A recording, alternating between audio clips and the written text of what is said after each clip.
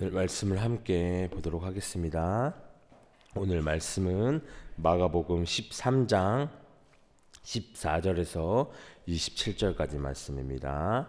마가복음 13장 14절에서 27절까지 말씀입니다.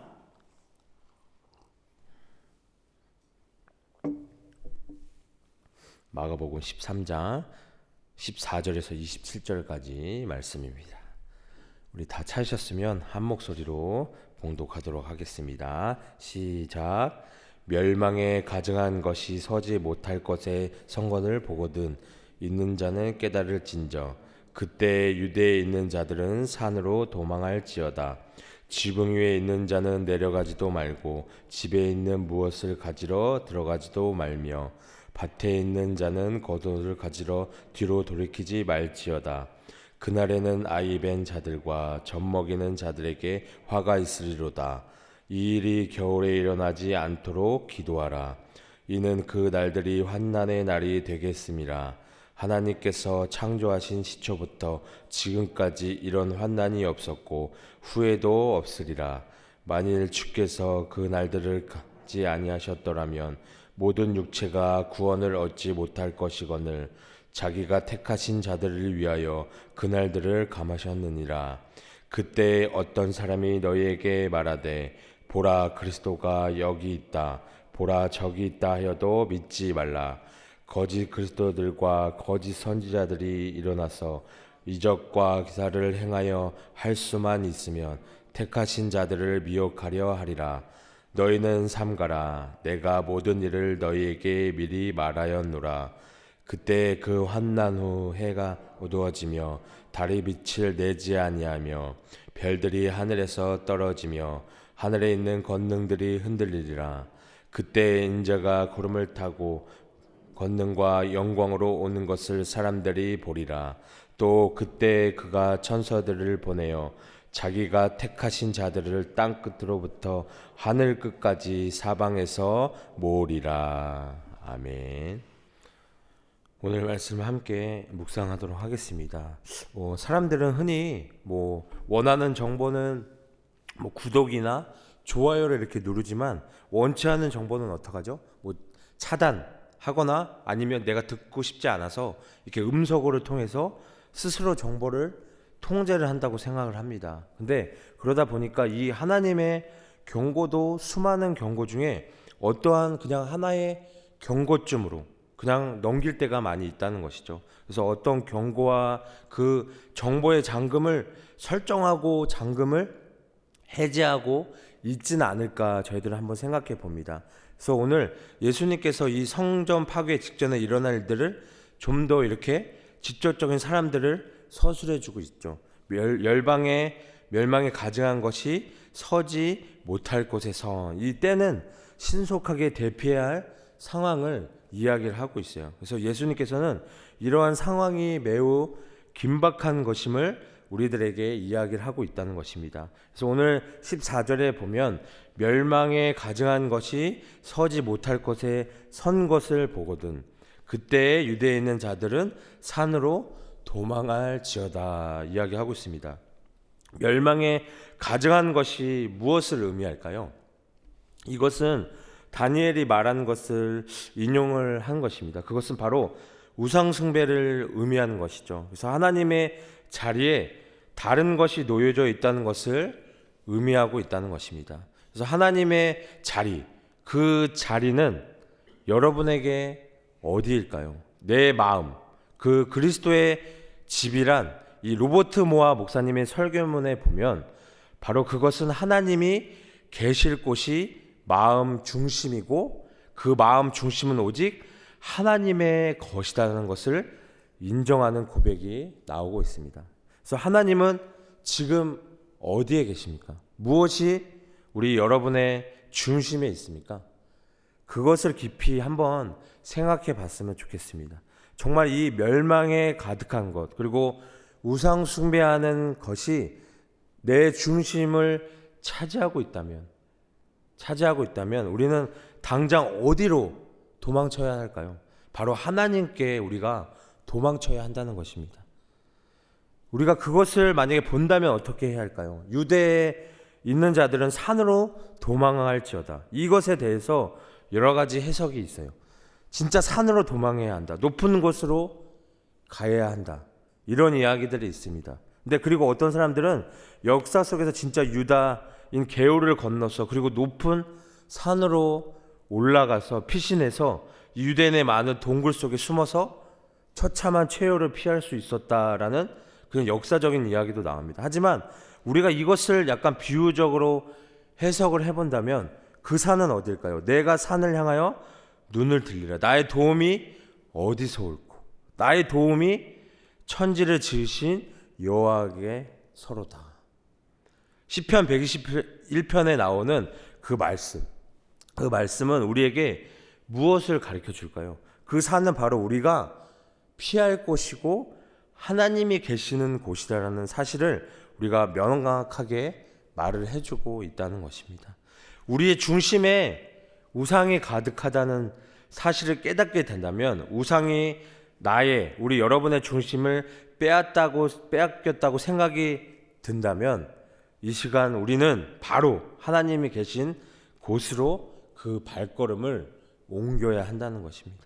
우리가 회개하고 돌이켜 하나님의 이름을 부르고 예수님의 이름을 부르고 하나님의 인도하심을 우리가 간구하며 나아가야 한다는 것입니다. 그럴 때 우리는 어떻게 해요? 다시 회복할 수 있다는 것이에요. 그래서 우리가 우상 숭배라는 것은 우리에게 꼭 필요한 것 같고 우리에게 유익이 되는 것 같으나, 우리가 세상을 바라는 것이 바로 앞에 눈에 보이는 것이 좋다고 생각될 뿐 아니지만, 사실은 그것은 우리에게 어떻게 해요? 큰 고통이 된다는 것이에요.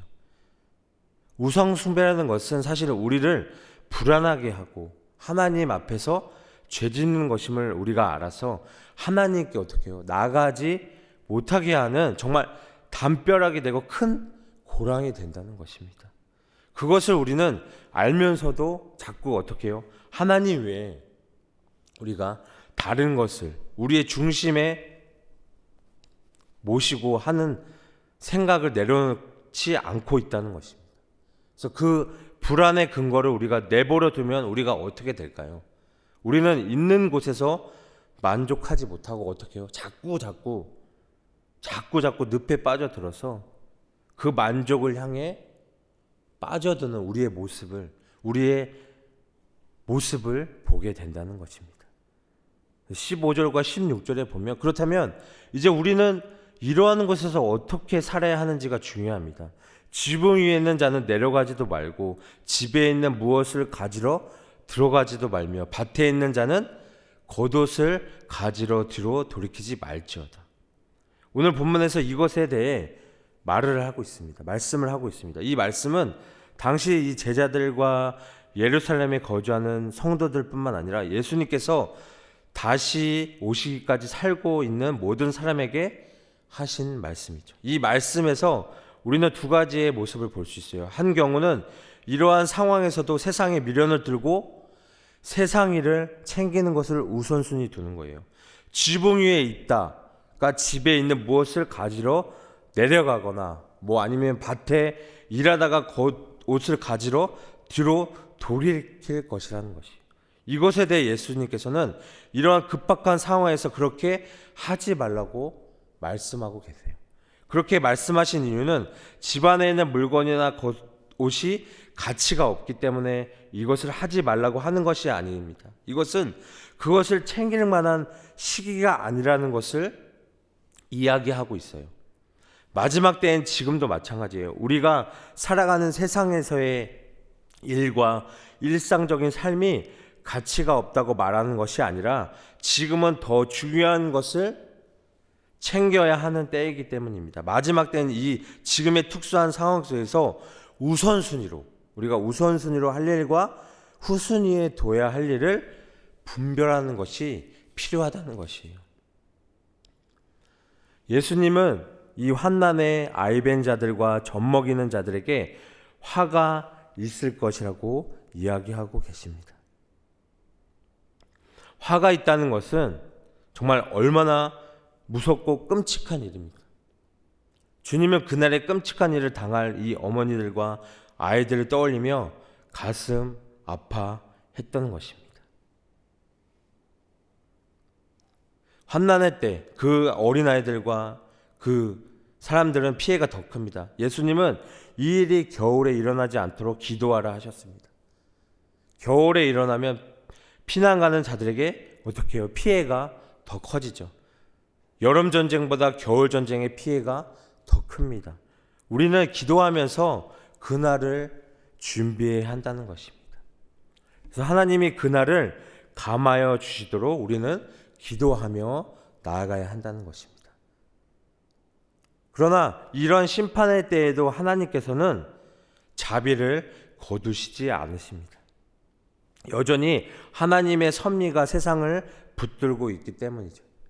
아직도 하나님께서는 늦은 비와 이른 비를 때에 따라 내리셔서 사람들을 먹이시고 악인과 선인에게 공평하게 햇빛과 비를 내리고 계십니다.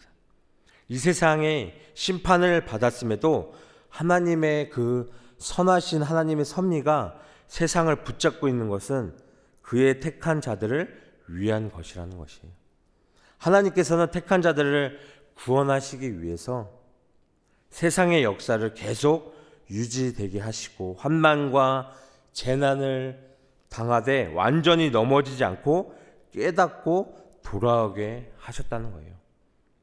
그래서 이때를 사는 우리는 항상 삼가해야 합니다. 이 모든 일을 이미 우리에게 말씀하셨어요. 그래서 우리가 당하는 일들을 그냥 이상하게 여기지 말고 이 세상의 일에 미련을 가지고 집착하지도 말고 이 세상의 일을 버리게 하는 거짓 가르침에도 빠지지 말아야 한다는 것입니다. 그리고 우리가 이해되지 않는 고난과 고통 그리고 불공평해 보이는 현실에 대해서도 우리가 이상하게 여기지 말고 주님께 함께 나아가야 한다는 것입니다. 그리고 21절, 23절에 보면 우리가 반대의 경우 잘못된 가르침에 미혹돼서 세상에서의 일과 일상의 일들을 내어 던져버리는 것이에요. 우리가 가정, 직업, 사회, 일상들을 등한시하고 급박하게 우리 이 종말과 내세만 가치가 있게 여기는 것이에요. 이것은 세상의 불완전함과 종말에 대한 두려움을 가진 사람들의 마음을 미혹하는 거짓 가르침의 특징이라는 것입니다. 이 예수 그리스도의 육체 되심을 부정하고 세상 자체를 부정하게 여기는 이 영지주의자들이 많이 일어났었어요. 이 거짓 선지자, 이 거짓 그리스도는 그때도 나타났고 지금까지도 계속해서 늘어나고 있다는 것이.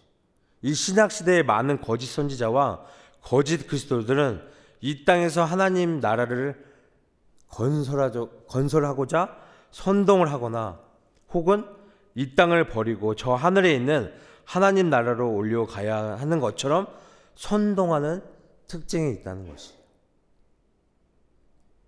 24절과 25절에 보면 이 최종적인 마지막 날에 대한 해가 어두워지고 달이 빛이 내지 아니하며 별들이 하늘에서 떨어지고 하늘에 있는 권능들이 흔들릴 것이라 이야기하고 있습니다.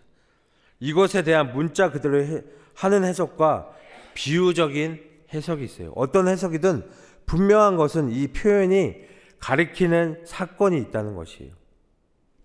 세상에서 영원할 것 같던 그 권능의 상징인 해와 달과 별이 언제 그러는 듯이 흔들리고 떨어질 것이에요. 세상에서 높은 지위와 권능과 영광을 가졌던 것들이 무너지고 흔들릴 것입니다.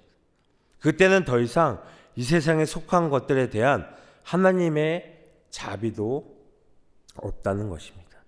그러나 이 세상의 권능들이 흔들리는 이면에 동시에 그리스도께서 다시 오심이라는 희망이 있다는 것이에요. 그때에 세상의 권능들이 떨어지고 예수 그리스도께서 그 권능을 취하신다는 것이에요. 그리스도께서 오신 것과 그리스도께서 모든 영광을 취하시고 왕의 권능으로 이 땅에 오신다는 것이에요. 빛이 비치면 어둠이 물러가는 것처럼 그리스도께서 영광과 권능으로 오시면 기존에 자리 잡았던 질서와 권능들이 무너져 내립니다. 이것은 곧 그리스도께서 속한 자들에게는 기쁜 소식이고 그리스도께서 속하지 않고 세상의 권능과 질서에 속한 사람들에게는 비극적인 소식이라는 것이죠. 흔히들 우리가 종말에 대한 주제는 두려운 경고로 여겨집니다. 우리 믿는 자들에게는 새날이 도래한다는 기쁨의 소식으로 들려야 한다는 것이에요. 왜냐하면 그날에 예수님께서 오시기 때문에 위협과 경고가 아니라 소망과 기쁨이 된다는 것이에요. 그래서 예수 그리스도께서 친히 십자가에 달려서 죽음으로 단번에 제사를 드리고 부활하셔서 우리의 참된 성전이 되시고 우리의 힘으로 더 이상 성전을 짓거나 율법의 제사를 드리지 않아도 되기 때문이에요. 이 참된 성전 되신 예수님은 우리에게 성령님을 보내셔서 심지어 우리 자신도 함께 하게 됐습니다. 요한계시록 22장 12절 말씀에 보면 보라 내가 속히 오리니 내가 줄 상이 내게 있어 각 사람에게 그가 행한 대로 갚아주리라 말씀하셨습니다. 이처럼 다시 오실 예수님은 믿음으로 사는 우리들을 완전한 위로고 소망이 된다는 것입니다. 주와 복음을 위해서 우리가 수고하는 우리들의 지극히 큰 상급이 되신다는 것이에요. 우리가 하나님 나라를 소망할 때 우리는 죄를 지을 수 없다는 것이에요. 세상의 죄와 타협하지 않을 수 있습니다. 세상의 탐욕을 절제할 수 있어요. 이 세상에서 좀 더 잘 먹고 살고자 하는 욕망을 우리가 버릴 수 있다는 것입니다. 우리가 더욱 거룩하게 살 수 있다는 것이에요. 우리가 주님을 위해서 더욱 충성하고 헌신할 수 있습니다. 주님을 위해서 목숨을 버리는 순교까지 할 수 있다는 것이에요. 우리에게 중요한 것은 지금 얼마나 편하게 잘 살까가 아니라 지금 어떻게 살아야 주님의 상급을 받을 수 있을까? 이것입니다.